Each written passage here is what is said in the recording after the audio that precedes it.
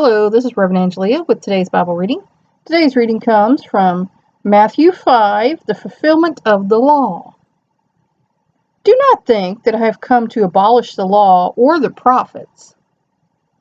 I have not come to abolish them, but to fulfill them. So Jesus was the fulfillment of all the prophets had, prophesied, foretold. I'll tell you the truth. Now, I know in psychology that usually means someone's not telling you the truth, but Jesus is telling you that he's telling the truth. And he means it. Until heaven and earth disappear, not the smallest letter,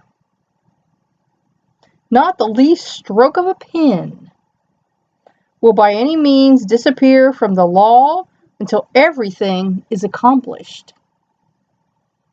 Anyone who breaks one of the least of these commandments and teaches others to do the same will be called least in the kingdom of heaven. But whoever practices and teaches these commands will be called great in the kingdom of heaven.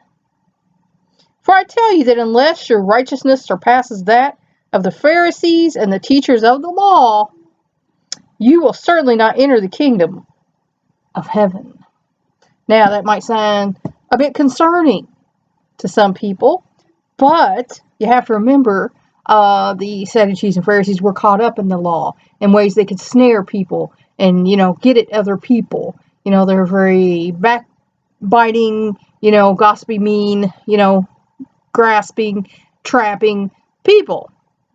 So unless you're that kind of a person, then you don't have to worry about that.